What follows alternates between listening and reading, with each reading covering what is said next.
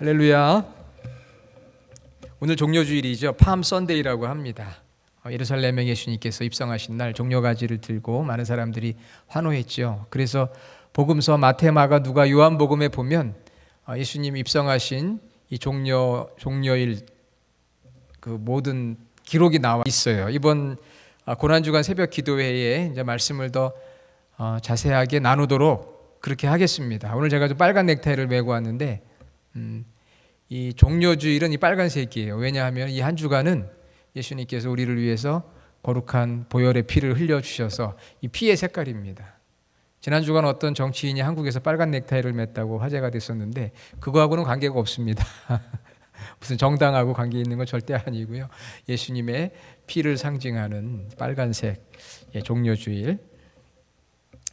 여러분 그 미국으로 이민 오셨을 때 대부분 잘 살아보자 그런 마음으로 아마 이민을 오셨을 거예요. 부모님 세대도 마찬가지고 잘 사는 나라에 가서 한번 좀 잘 살아보자 라는 거 아메리칸 드림을 가지고 여러분이 아마 오셨을 것입니다. 맞지 않습니까? 가난했던 우리 조국 대한민국이 1970년대 새마을 운동이라는 게 있었어요. 여러분 다 아실 거예요. 그래서 많은 국민들이 불렀던 노래가 있습니다. 무슨 노래죠? 잘 살아보세. 잘 살아보세. 우리도 한번 잘 살아보세. 여러분 기억하실 거예요. 잘 살아보세 이런 노래 있잖아요. 왜 유행가. 잘 살아보는 게 꿈이에요. 그래서 정말 오늘날 우리 조국 대한민국이 세계 11위의 경제 대국이 되었고요. 2030년, 35년이 되면 8위의 경제 대국이 된다고 합니다. 우리는 현재까지는 세계의 경제 대국 1위인 미국에 살고 있고요. 우리 조국 대한민국도 역시 경제 대국 반열에 올라 있어요. 잘 살게 됐다는 것이죠. 잘 산다는 의미, 경제적으로 부유해졌다 그런 의미죠. 그렇게 생각합니다. 그러나 성경은 잘 산다고 하는 것이 무엇일까? 바로 그리스도인다운 삶을 사는 것을 잘 산다고 말하고 있습니다. 할렐루야. 오늘 주일 설교 제목이죠. 그리스도인다운 삶. 그런 삶을 살아갈 때 잘 산다. 의미가 좀 다르죠. 우리에게 생명을 허락해 주시고 돌보시는 하나님께서 보실 때 인정해 주시는 삶, 그게 잘 사는 삶이죠. 그래서 내가 하나님의 부르심을 받을 때 내 삶을 돌아보니까 정말 잘 살았다. 경제적으로는 혹시 부유하지 못할지라도 내가 하나님의 뜻대로 그리스도인다운 삶을 살려고 노력했다. 잘 살았다. 이런 고백, 저와 여러분의 고백이 되기를 간절히 주님의 이름으로 부탁을 드립니다. 구원받고 구원받은 자답게 살아가는 삶이 잘 사는 삶이에요. 여러분 그런 삶을 살아야 됩니다. 사도 바울은 잘 살았어요. 그렇지만 그는 경제적으로 부유하지는 않았습니다. 오늘 말씀 1절에 보면 그러므로 주 안에서 갇힌 내가 너희를 권하노니. 지금 바울은 연금 상태에 있습니다. 로마의 어느 집에 연금되어 있어요. 왜냐하면 복음을 전하다가 유대인들에게 고소를 당해서 로마 황제 앞에서 재판을 받기 위해 지금 로마에 와 있습니다. 주후 62년경이라고 합니다. 하나님은 선한 싸움을 다 싸웠던 이 바울을 인정하셨어요. 그러니까 성경을 기록하게 했고 오늘 우리가 이 하나님의 말씀을 읽고 있지 않습니까?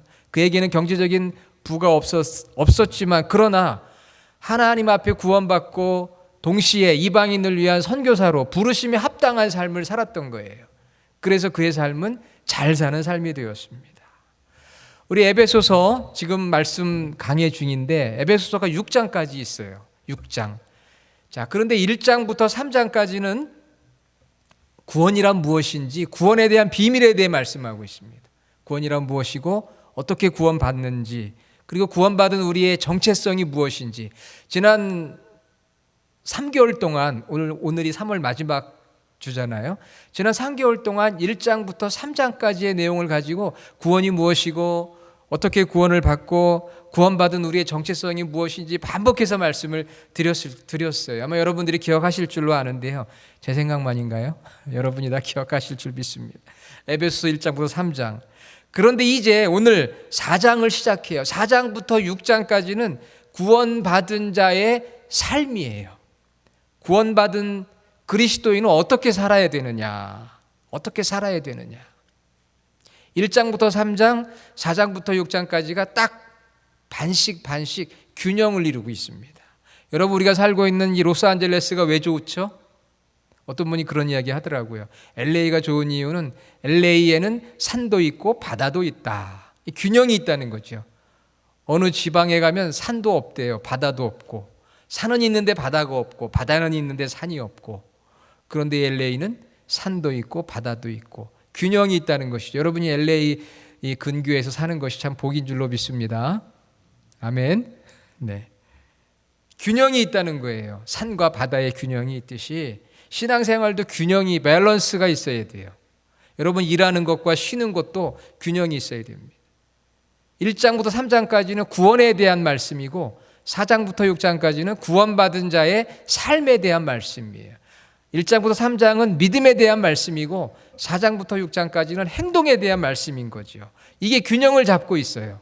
그래서 이제 4장을 시작하면서 바로 잘 사는 삶이란 무엇인가? 우리가 미국의 아메리칸 드림을 가지고 한번 잘 살아보세. 그리고 왔는데 정말 잘 사는 삶이란 그리스도인다운 삶을 사는 거예요. 그래서 많은 분들이, 우리 한국 분들이 미국에 와서 신앙생활을 시작하신 분들이 많아요. 미국에 오지 않았으면 지금 내가 한국에서 술독에 빠져 살았을 텐데 미국에 와서 그만 내가 신앙생활을 해서 교회에 장로가 되고 목사가 되는 경우가 얼마나 많은지 모릅니다. 복인 거죠. 잘 사는 나라에 와서 잘 살아보려고 했는데 정말 잘 살게 된 거죠. 그리스도인이 되어서. 할렐루야. 하나님을 만나서 정말 잘 살게 되는 삶을 누리게 되었으니까 미국에 온 게 복인 것이죠. 그리스도인다운 삶, 부르심을 받은 일에 합당하게 행하는 삶, 그게 무엇일까요?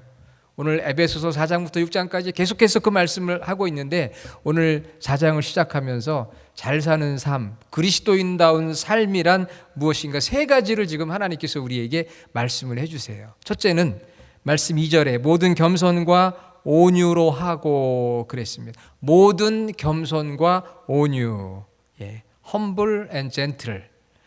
영어 성경에 보면 be completely 그랬어요. 완전하게 겸손하고 온유해라. 다시 말하면 모든 면에서 겸손하고 온유한 삶을 사는 것이 그리스도인다운 삶이고 잘 사는 삶입니다. 이 겸손과 온유는 동전의 양면과 같아요.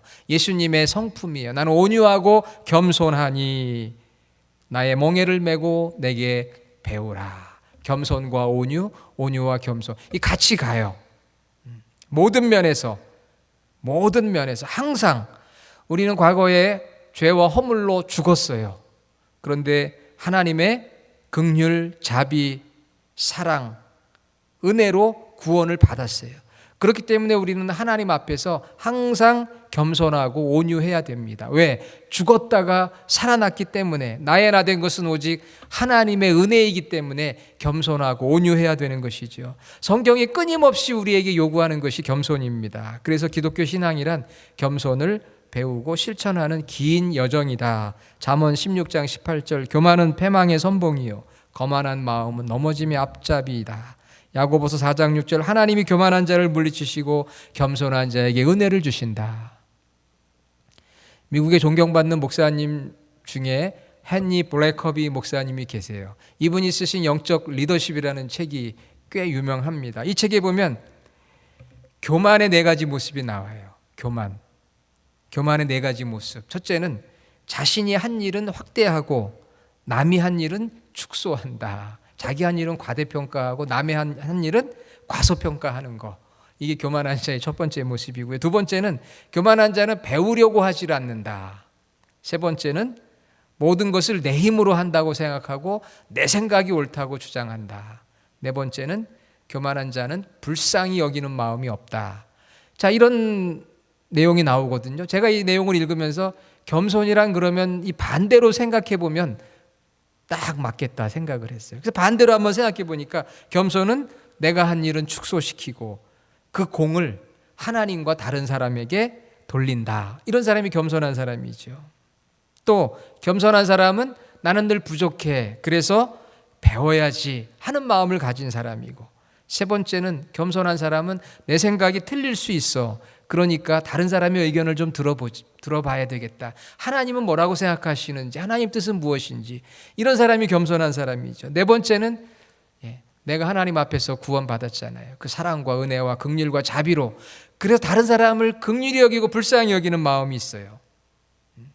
이건 제가 헨리 블랙커비 목사님의 교만을 뒤집어 한번 생각해 설명을 드린 거예요. 그런데 이 성경에서 말하는 이 겸손, 이 헬라어 원어를 보면 낮춘다는 의미예요. 낮춘다. 여러분 understand이라는 거 이해한다. understand, 낮은 자리에, 그보다 낮은 자리에 서는 거. 자기를 낮추는 게 겸손이에요. 그래서 예수님께서 나는 온유하고 겸손하다. 하늘 보좌를 버리고 자기를 낮추셨잖아요. 종의 형체로 사람으로, 종으로, 나중에는 십자가에 죽기까지 자기를 낮추셨어요. 그래서 성경이 말하는 이 겸손, 앞에 헨리 블랙커비 목사님이 말씀하신 일반적인 겸손의 의미라면 성경이 말씀하고 있는 겸손은 자기를 낮추는데요. 왜 낮춰요? 비굴하게 자기를 낮추는 게 아니라 섬기기 위해서 낮추는 거예요. 하나님께 순종하기 위해서 낮추는 거예요. 왜? 예수님이 보여주셨잖아요. 섬기기 위해서 자기를 낮추신 거거든요. 모든 사람을 섬기기 위해서. 그리고 그것이 하나님의 뜻이었어요. 그러니까 겸손은 내가 나 자신을 낮춰서 섬김으로 하나님 앞에 순종하는 것이 겸손이다. 제가 여러분에게 한번 물어볼게요. 어떤 분에게 제가, 우리 교회 얘기는 아닙니다, 어떤 분에게 아유 집사님 교회에서 이 일을 좀 해보시면 어떠시겠어요? 그랬더니 집사님이 아유 목사님 저는 아는 것도 없고 뭐 할 줄 아는 게 없어요. 저는 못해요 목사님. 자, 이분이 겸손한 걸까요? 겸손하죠. 왜? 나는 부족하고 연약해서 못한다고 하니까. 그런데 제가 또 다른 분에게 이것 좀 해주시겠어요? 그랬더니 예 목사님 저는 정말 배운 것도 없고 아는 것도 없고 할 줄 아는 게 없어요. 저는 너무 부족해요. 그런데 하나님이 저 같은 사람을 쓰신다고 하면 제가 해야죠. 어떤 사람이 겸손한 사람일까요? 두 번째 사람입니다. 왜? 겸손은 자기를 낮추는 것에서 끝나는 게 아니에요. 난 할 수 없고 나는 못하고 나는 부족하고 나는 연약해. 이것으로 끝나는 게 겸손이 아니고요. 겸손은 그 다음 단계로 나가는 거예요. 섬김으로 인해서 하나님의 뜻을 이루는 것. 그것이 바로 예수님이 보여주신 겸손의 모습. 나중에 빌립보서 2장 6절로 10절의 말씀을 드릴 거예요. 자기를 비우신, 낮추면서 제가 할 수 없죠. 부족하죠. 그런데 하나님이 저 같은 사람이라도 쓰신다고 한다면 제가 해야 되겠죠. 이렇게 순종하는 자가 겸손한 자라고 하는 것이죠. 그래서 이 겸손은 온유와 함께 동전의 양면이죠. 온유는 훈련되고 절제된 그런 의미입니다. 원어 자체가 훈련되고 절제가 되는 거예요. 여러분 가끔 제가 이 동영상 중에 반려견 개가 나오는 동영상이 참 재밌더라고요. 이렇게 보면은 개들이요 훈련이 안 되면 어떻게 돼요? 막 사람이 오면 짖고 막 난리가 나요. 그게 개의 원래의 모습이에요. 그런데 그 개가 누군가에 의해서 트레이닝 받고 훈련 받으면 어떻게 해요? 사회성이 좋아지고 자기를 잘 절제하고 부드럽고 그래요. 그 훈련 받고 평정심을 유지하고 자제력을 잃지 않고 부드러워지는 것이 바로 온유란 뜻입니다. 훈련되어졌다. 그러니까 저희들이 겸손하고 하나님 말씀에 이렇게 훈련되어져서 내 자신이 좀 절제가 되어지고 침착하고 부드럽고 친절한 이 모든 것들을 온유라고 해요. 그러니까 잘 사는 거, 그리스도인다운 삶이란 바로 이 겸손과 온유한 가운데 살아가는 그러한 성품과 인격과 삶을 가진 것을 그리스도인다운 삶이라고 오늘 하나님께서 바울을 통해 4장 2절에 첫 번째로 말씀하고 있어요. 모든 면에서 겸손하고 온유하라. 할렐루야. 생각해 보니까 많이 부족합니다, 저희들이. 그런데 겸손하고 온유한 자가 되도록 성령의 도우심을 구해야 되겠구나. 자, 두 번째는 잘 사는 삶, 그리스도인다운 삶은 어떤 삶이냐면 4장 2절 하반절에 나오죠. 오래 참음으로 사랑 가운데 서로 용납하고. 오래 참고 사랑 가운데서 용납하는 거예요. 용납은 용서를 의미합니다. 사랑은 오래 참고 모든 것을 참으며 모든 것을 견디느니라. 고린도전서 13장 4절에서 7절까지 사랑장에 나오잖아요. 사랑은 오래 참고 견디고 그리고 용납하는 것이 사랑이다. 그래서 우리가 하나님 앞에 기도합니다. 하나님께서 저에게 그런 사랑을 베풀어 주시고 이렇게 많이 부족한데 참으시고 용납해 주시고 용서해 주시고 함께 해 주시 너무나 감사합니다. 그 사랑을 나도 사랑하는 가족들에게, 교우들에게, 친구들에게, 이웃들에게 베풀게 하여 주옵소서. 제가 오래 참음으로 사랑 가운데 용납하고 라고 하는 이 말씀을 초등학교 2학년 때 배웠어요. 초등학교 2학년 때 저희 반에서 한 아이가 육성회비 200원을 도난당했습니다. 그때 육성회비라는 게 있었는데 200원이었어요. 2학년 때. 한 50여 년 전 얘기죠 벌써. 학급에 어떤 누군가 훔친 거예요. 선생님이 그 사실을 알고 범인을 잡아야 되겠는데 이 반에 있는 학생 어린이 중에 범인이 한 명이 있는데 어떻게 잡아야 되나. 이 선생님도 참 비상한 분이었어요. 마침 학교 그 반 옆에 과학실이 있었거든요. 아이들을 전부 앉혀놓고서 자 지금부터 이제 한 명씩 과학실로 오라고 했어요. 과학실에 기계가 있는데 이 기계가 범인이 오면은 이 기계가 소리를 낸대요. 그러면서 한 명씩 이제 오라고. 제가 그때 반장이었거든요. 그래가지고 저는 이제 이렇게 오면은 야 너 와. 그 다음에 한 명씩 이제 이렇게 연결시켜주는 일을 제가 하는 거예요. 그래서 애들이 이제 한 명씩 과학실을 갔다가 오는 거예요. 중간쯤 됐는데 어떤 아이가 자수를 했어요. 너무 떨려가지고. 지금 생각해보니까 심장마비가 올 것 같잖아요. 내가 만일 그 과학실에 기계 앞에 서면 소리가 나면 어떡하나. 너무 무서운 거예요. 2학년이니까 순진하지. 지금 여러분 같으면 그렇게 하겠어요? 기계가 무슨 소리를 내? 그러면서 딱 모르는 척 할 수도 있겠죠. 일반인들 같으면은. 그런데 2학년짜리니까 순진해가지고 기계가 소리를 낸다고 하니까 결국 중간쯤 돼가지고 아마 그냥 자수를 했어요. 이 친구는 가정이 가난해서 부모님이 육성회비를 안 줬습니다. 선생님이 매일매일 육성회비 가져왔느냐고 물어보니까 내일 가져올게요. 내일 가져올게요. 그러는데 가져올 수가 없어요. 부모님이 주질 않으니까 너무 창피한 거예요. 그래가지고 그만 다른 친구의 가방에서 육성회비를 슬쩍 훔치게 된 것이었습니다. 그런데 선생님이 아무도 모르게 그 범인을 잡았잖아요. 과학실에서 한 명씩 와서 기계 앞에서 이렇게 하니까 걔가 와가지고 자수를 한 거예요. 제가 훔쳤습니다. 선생님은 그 아이가 범인이라는 거를 우리 반에서 알려주지를 않았어요. 저는 반장이기 때문에 나중에 선생님한테 저만 특별히 듣고 오늘 제가 처음 공개하는 거예요. 다른 교회에서 한 번도 설교해 본 적이 없습니다. 선생님은 누구인지 알려주지 않았고요. 그 대신 200원을 그 잃어버린 아이에게 찾았다고 주었습니다.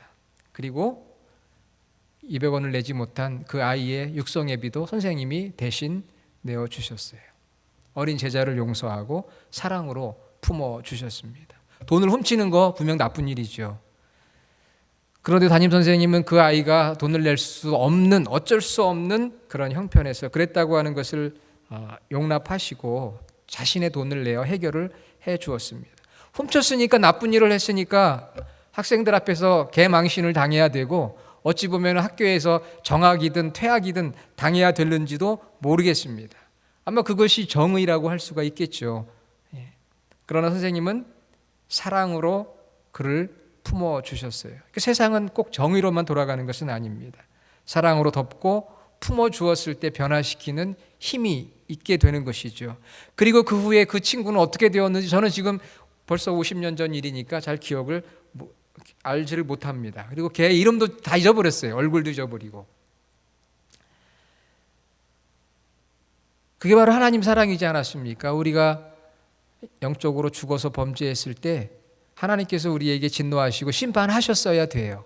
그런데 오래 참으시고 예수 그리스도께서 오셔서 우리를 위해서 죄의 대가를 대신 치러 주신 것이죠. 사랑으로 오래 참으시고 지금도 오래 참으셔요. 어떤 때는 세상이 너무 험할 때는 하나님 당장 어떻게라도 심판이라도 좀 하시지요. 이렇게 말할 때도 있는데 그러나 하나님은 지금도 참으시고 마치 탕자가 돌아오기를 기다리는 아버지의 마음으로 기다리신다고 하는 것이죠. 그래서 오늘 말씀 중에 보면은 오래 참음으로 사랑 가운데 서로 용납하고 용서하는 것, 이것이 바로 그리스도인다운 구원받은 자의 삶이라고 하는 것입니다. 자, 마지막으로 오늘 말씀 3절에 보니까 3절부터 6절까지 나오는데요. 3절에 평안에 매는 줄로 성령이 하나 되게 하신 것을 힘써 지키라. 여러분 이거 외우셨나요? 이번에 외워야 될 네 번째 암송 구절이었죠.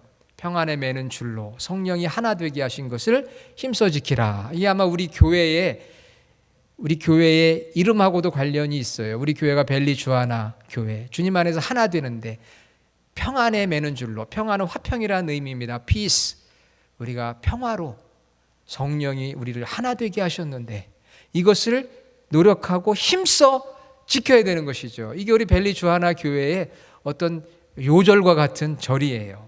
평안에 매는 줄로 성령이 하나 되게 한 것을 힘써 지키라. 그러니까 세 번째 그리스도인다운 삶은 하나가 되기 위해 힘쓰는 삶이에요. 하나가 되기 위해. 이것을 영어로 하면 피스메이커가 되는 것입니다. 피스메이커.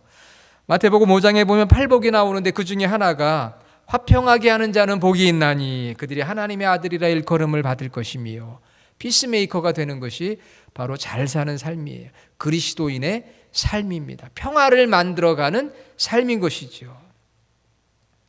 그런데 여기서 말하는 이 화평은 인간관계에서의 화평뿐만 아니라 성령이 하나 되게 하신 것, 이걸 기억해야 돼요. 성령이 하나 되게 하신 것이란 바로 교회 공동체를 말하고 있는 거예요.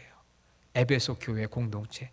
성령님께서 유대인과 이방인들을 하나로 묶어 교회를 만들어주신 에베소 교회 공동체, 성령이 하나 되게 한 것을 우리가 성령의 도움을 받아서 화평, 평화의 줄로 계속해서 하나 되게 하라. 피스메이커가 되게 하라. 우리 벨리 주하나 교회도 두 교회가 연합되었습니다. 성령이 하나 되게 하셨거든요. 그렇기 때문에 우리는 그것을 화평하고 평화롭게 지켜나가야 될 삶의 책임이 우리 가운데 있는 것입니다. 할렐루야. 그래서 모든 인간관계에서도 피스메이커가 되어야 되지만 특별히 교회 공동체 안에서 하나가 되어야 한다. 고린도전서 12장 13절에 바울은 우리가 유대인이나 헬라인이나 종이나 자유자나 다 한 성령으로 세례를 받아 한 몸이 되었다. 한 몸이 되어 힘써 지키라고 그랬어요. 힘써. 그만큼 어렵다는 거예요. 노력해야 된다는 것이죠. 성령님께서 하나 되게 하셨고 하나 되게 하시는데 우리가 참여해서 노력해야 된다는 거예요. 힘써 지키라고 했으니까. 교회는 불완전한 사람들의 모임입니다. 영적으로 성숙한 사람도 있지만 전혀 그렇지 못한 분들도 있어요. 함께 모여 있어요. 그래서 분열하기 쉽고 불화하기 쉬워요. 힘써야 돼요.